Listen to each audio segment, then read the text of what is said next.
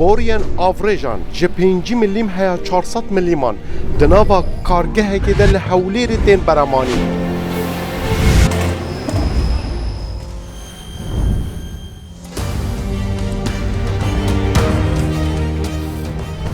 یک هلاوه کارگه دکاره دی 24 دم جمیرانده 120 بورین 6 متری دروز بکه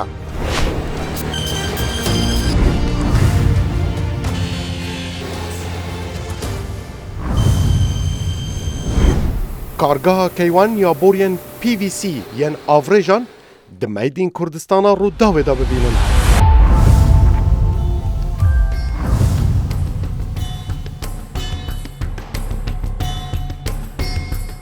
روش الدوف روژه پروژه نشته بونه و تاورن بلند لحولیر تین آوا کرن کرد بیناسازی لتوای کردستان دیگه شسندنه ده بینای مزون و جوان تن آوا کرنو دیتن پروژن بیناسازین حکومی نخوشخانه و فرگه مدرن و مزن جی تن آوا کرن اویک در فتح گرنگش بو کارگه حسنی کارگه چیمنتو کارگه دروست کرنا کلوپلن بیناسازی و دارتاشی لحولیره و لکردستانه یک جه وان کارگان کل نافچا پیشسازی تیمار لحولیره حاتی آوا کرن کارگاه برامانینا بورین آفریج آنکو سولینایا اف آواهنه لحولیره اش 23 قاطم پیکته هر قاطه که ویجی 16 اپارتمنت ناف دانه آنکو سرجمه وان اپارتمنت دوی آواهی دا نزیکی 336 اپارتمنتن اش بودرز بونا اوی آواهی و بوری و کارینانا بورین پی وی سی یعنی آفریج آنکو انسولینا نزیکی 19620 متران دریش اف بورین هنه دا آواهی که اوها دا هاتینه بکار آنین آنکو ابدکارین بیجین نزیکی 3207 بورین 6 متری به قباره جدا دیک آواهی دا لحولیره هاتینه بکار آنین بینرن روداوی بینرن برنامه میدین کردستان لکردستان تی برامانین از دلرتلی لگل هوا ما دوی برنامه دا همین نشانی هوا بدهیم کاچوا کارگاه که لحولیره همو جور و قبارین بورین پی وی سی یعنی آوا سولینا و آفریجان درست دکن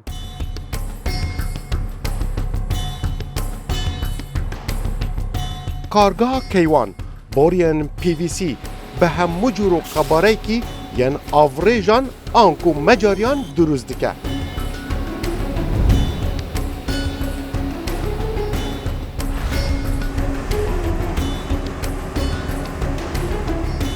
اف جورا بوریت تایبتنج بو آفریجان جبر هزا برگیری ماده کارهاتی هر وها بهای و آسانی دکاری ده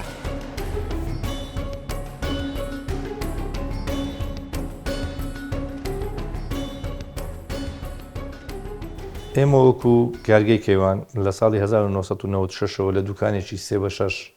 لە شەقامی شێخەڵا دەستمان پێ کرد توانیمان شوێنی خۆمان بکەینەوە لە بازار و پەرە بە کارەکەمان بدەین لەلایەن بابی ڕەحمەتیم حاجی خەیروڵڵا کەلهۆڕی کە ئەم کارەی بە باش زانی بۆ ئەو کات کەوا کارێکی زەنگینە لە بوارەکەی خۆیدا ئاوڕۆ شتێکە کە بۆ هەموو پرۆژە و بۆ هەموو ماڵ و بۆ هەمومان پێویستە دەبەرەوەی پەیوەندە بە ژیانمانەوە ئەوە بوو کە دوای ئەوە کە لە دوکانێکی تاکفرۆشی دەستمان پێ کرد و ویستمان زیاتر پەرەی پێ بدەین کە خۆمان ناسی لە کارەکە توانای خۆمان تاقی کردەوە پەرەمان پێدا تاوەکو ساڵی 2009 ئەوانە کە هەرێمی کوردستان بەرەو بژانەوە ڕۆی بەرەو ئاوادانکردنەوەیەکی زیاتر ڕۆی هەستمان بۆ کرد کەوە هەندێک جار بە هاوردەکردن ناگەینە ئەو ئامانجی کە دەمانەوێت ئەوە بوو لە ساڵی 2014 بیرۆکەی کارکردنمان لە بواری کارگە بۆ هات و کارگەیەکمان هێنا داماننا لە یەک هێڵی بەرهەمهێنانەوە دواتر سوپاس بۆ حکوومەتی هەرێم ئەو کاتەکەوە پەرەی پیشەسازیدا ئەو بوو لە 2019 ناوچەی پیشەسازی تیمار ئاوادان کرایەوە بە خۆشحاڵیەوە ئێمە یەکێ بووین لەو کارگانەی کەوە زەویمان بۆ دیارکرا لەوێ بە 4000 مەتر لەسەر ڕوبەری 4000 مەتر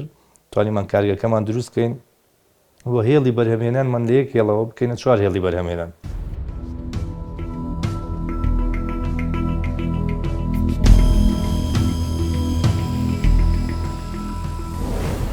چوار هێلên beremîna boriyan di nava vê kargehê de hene û du corên van boriyên avrêjan di nav kargehê de tên beremanîn.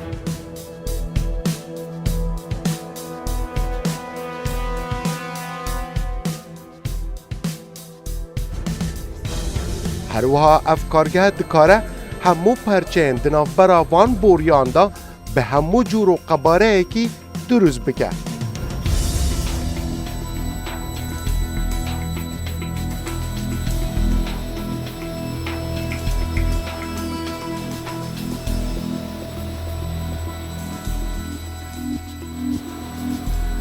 Ji bo durustbûna van cûre boriyan, maddeya xam ya PVC ji welatên Kurya Başûr, Amerîka û Suûdiyê bi kar tînin ji bo beremînana berhemên xwe. ئێمە وە کارگێکی وان دوو جۆرە بۆڕیمان هەیە بۆڕێکیان بۆڕی نۆرمالە بۆڕێکیان بێدەنگەکەەوە ئێستا لۆ زیاتر لۆ پرۆژەکان بەکاردێن مهندسە بەڕێزەکان ئیش لەسەر دەکەن کەوا بێدەنجی ئەو بینایی دەپارێزی لە ئاو ڕۆیەکەی کوالەتی بۆرەکانیشمان کوالەتی زۆر بەرزن گرێتی زمانی 50 ساڵی لەگەدایە شان بەشانی وڵاتەکانی تر ئێستا کەکەوەی کە لە وڵاتی مە باز دەکرێت ئەو وڵاتانە کە زۆر معروفن بۆڕی مەجاری لێ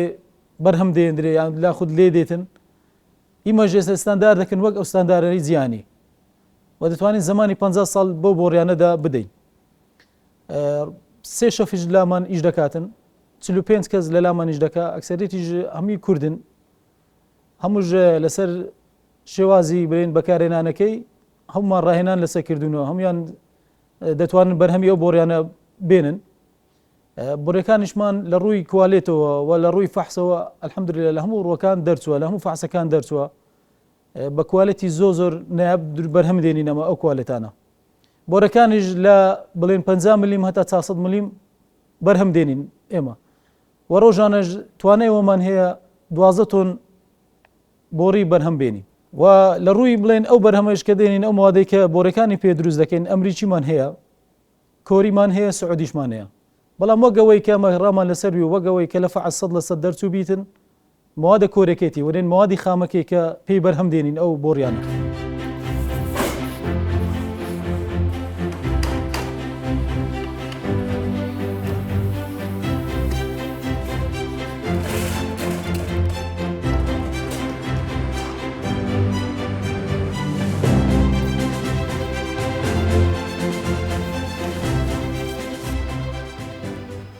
Rojane ev kargehe dikare di navbera 10 ta 12 tonên madde PVC ku taybet ev durustkirina boriyên afrêjî çiku maddeyeka hem bi quwete hem ji bi nirxê erzanî şe dikarin evan cûre boriyan berhem bînin. Her wiha ev kargehe dikare heya 9000 metrên boriyên ewhayên qebare cuda bi dirêjayî dikare berhem bîne ku dibin 1500 boriyên cûr bi cûr bi hemû qebareyek.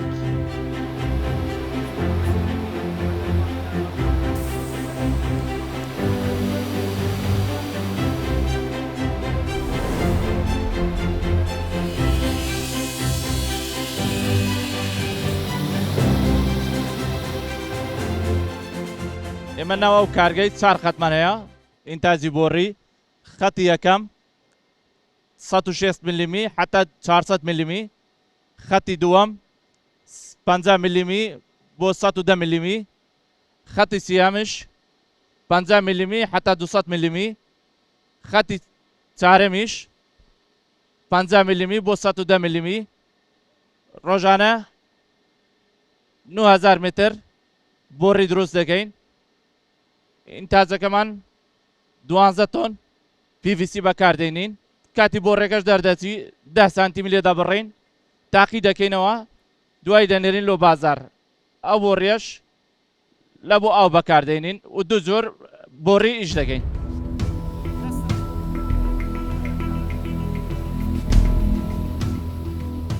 Zêdetirî 45 karkerên Kurd evê kargehê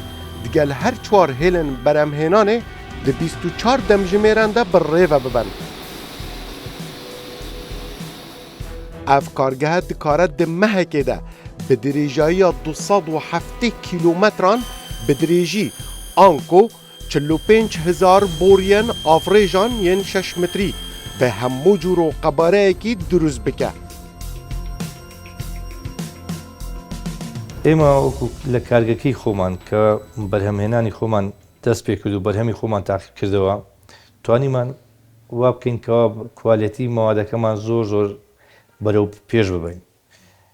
وەکوی کە بتوانێت منافەسە لەگەڵ وڵاتانی دەوروبەر بکە دەتوانم بڵێم ئێستاکە بە خۆشحاڵیەوە لە وڵاتانی دەوروبەر پێشکەوتوترمان هەیە ئەویش بە دیقەی فەحزکردن نەک بە قسەکردنێکی زارەکی کە زانکۆی ئیسلاحەدین معتەرفینە لەو بوغارەدا کە بتوانین بۆ هەمەکانمان لە وڵاتانی مسر و تورکیا و ئێران و ئەوانە زۆر بەرەو پێشتر ببین و لە ڕووی نرخیشەوە نرخەکانی ئێمە زۆر هەرزانتر بێت لە وڵاتانی دەوروبەر لە بەهۆی ئەوەی کەوا لێرە گواستنەوە بەشێکی زۆری مەسرف دەبات لە وڵاتانی دەرەوە کە تۆ هاوردە دەکەی لەگەڵ گومرێک ئەوانە وای کردووە کە ئێمە بتوانین زۆر هەرزانتر بیفرۆشین و کوالەتێکی زۆر باشتر پێشکەشکەین بەڵام ئەکرد ئەمڕۆ کە دوای 10 ساڵ یاخود 11 ساڵ 2025 زۆر خۆشحاڵانە ناوچەی پێشەسازی تیمار بە سەدان معمەلی زۆر گەورەی تێدایە کارگەی زۆر گەورەی تێدایە لە هەموو بوارەکان چ پیشەسازی چ خواردەمەنی چ کوشت و کاڵی توانیمانەوە بکەین کەوا منافەسەیەک دروست ببێ ئێستا کە خۆشحاڵانە ئەو کەسەی کە من بۆ خۆم بچمە بازار بەرهەمێکی ناوەخۆ ببینم پێم باشتر بێت لە بەرهەمێکی دەرەکی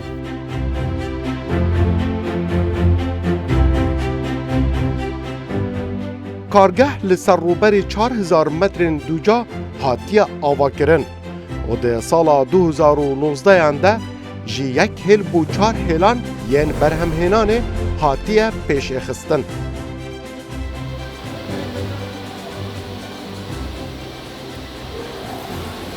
او امیر راکشان بوریا لسر هیلا برمانی ندناو او کارگه دا بورین آوا سولینا آنکو زیراب امجد کارین بیشین یا مجاریه کو زورش بو آواهی و بو بالاخانه تن به کار آنین بله بسیار الویری اوه چوا بورین پی وی سی کجوی ماده سویکو پهیز و ارزان تین درست کرن دناوا کارگین من کردستانه دا یکم جار ماده پی وی سی دخل ناوا میکسره کی دا و پلین گرماتیا اوی ماده دگه اینن 100 پلین سیلیزی دوف دا تیتا سار کرن آنکو پلیت گرماتیت اینه دانان تینا خواره جبو 25 پلین سیلیزی آمادت با ماده جبو میکسره کی اف میکسره دی سانوی ماده و وگویزه ادنا و هیترین سری هیلا برمانی ندا اف هیترین هنه بلا گرماتیا وان دیگه نزیکی 108 یا انجام کاریم بجن 200 پلین گرماتیه الوی داره هیتر ناوی دا قالب هنه و بوری الدوف سایز وان انکو قباره و ملی من کو کارگه جرا حزب که ددن قالبی و قالب الوی بوری درست که بله بردوام بوری جی دبه به پالدان و لالیه که دیجی به راکشان دیچه بشه کدن بشه دوام بجنه کولار انکو سار کرن دما هیتری بوری درد که و نزیکی 180 حتی 200 پلین سیلیزیه الوی داره کولار بدریجای 6 متران پریا آوه پلین گرماتیت اینا خواره حیات دیگه اینا 35 پلین سیلیزی الدوف دا و بچه کدن آنکو امشه راجد بیشین بشه راکشنه آنکو برینها من نشانی وده اف آمیره بردوام اوه بوری رات کشه حیات دیگه مقصه که اتوماتیک اف مقصه هنه و بوری بگیره و دیسان ویل گل بوری بچه و بوری الدوف دریجایی کو کارگه دستی شانکری اوجی 6 مترن و بوری ببره اددم جمعه که دا افلانه اواهانه آدرش اواهین دبینن 5 بورین 6 متری چت که آنکو امدکارین بیجین 30 متران بدریجایی بوری دیگ دم جمعه دا افهله همو برهم تینه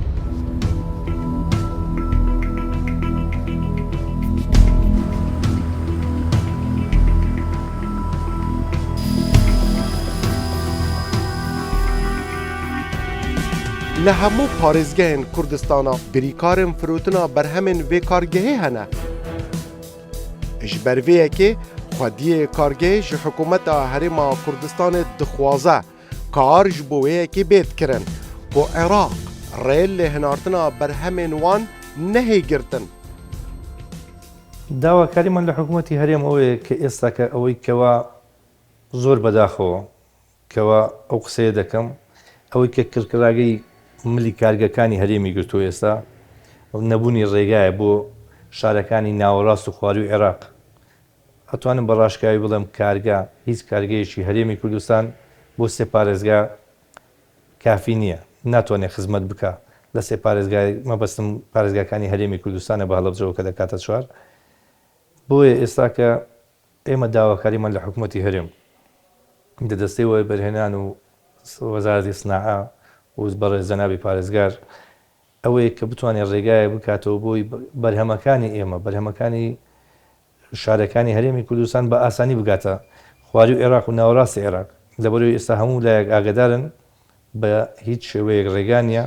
ئیجازەکانی ئێمە لە بەغداوە محتەریف نین کە ئەمە دەتوانم بڵێم خاڵی لاوازی ئێمەیە لەگەڵ منافسەکانی خۆمانە کە لە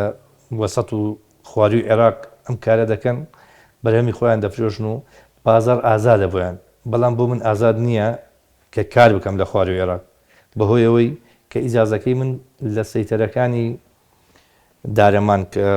بۆ کەرکووک و خواروی عێراق دەڕوا یاخود بۆ مووسڵ سەیتەرەی مووسڵ محتەرفی ئاعترافی پێ ناکرێت، دەڵێن ئەم سەیتەرێ ئەم ئیجازەیە ناونووز نەکراوە.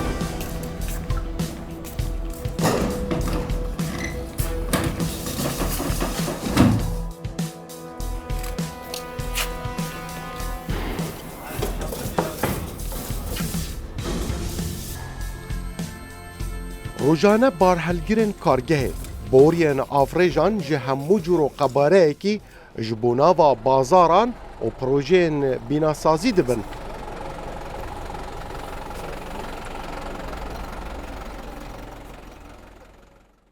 لە نێو کەرتە تایبەتیەکان و حکومیەکان و ناوەندەکانی نیشتەجێبوون ئێستا کە بایەخەکی زۆرمان پێداوەکەوە لە ناو بە یەکەکانی نیشتەجێبوون ئێمە دەستمان کراوە بێتن بۆ بە تایبەتی بۆ ئەوەی کەوا سیستەمی ئاوەڕۆی سیەکێکە لەو سیستەمانێکەوە زۆر پێشکەوتوتر دەبین و ئێمە دەبێت بوارێکی تەواوی بۆ بکەینەوە وە مەجالێکی تەواوی بدەینێ بۆ ئەوەی بتوانین خزمەتێکی باشتر هەم بە یەکەکانی نیشتەجێبوون بکەین هەم بە شارەکەمان بکەین و هەم بە وڵاتەکەمان بکەین. ئێمە دەتوانین ئێستاکە لەو نمونە کەوا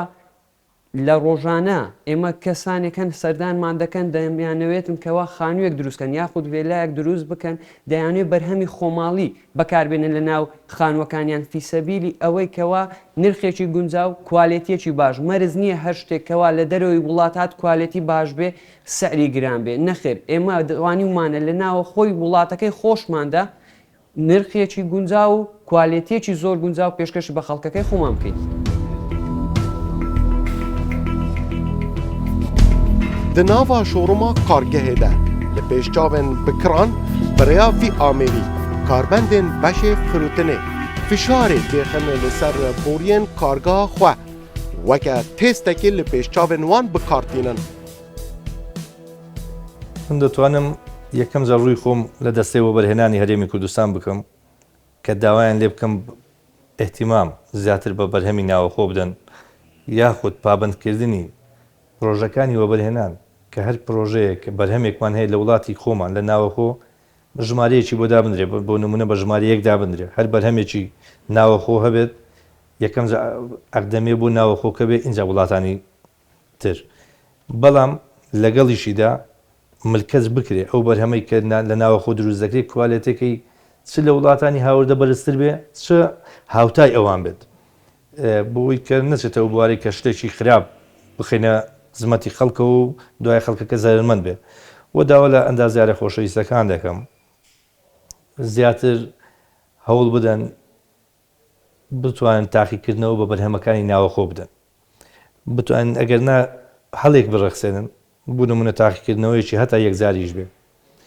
بڵێ با ئەم جارە بن لە باتیەوەی بەرهەمێکی دەرەکەی بەکاربێنم بەرهەمی ناوەخۆ بەکاربێنم. اف کارگه li Kurdistanê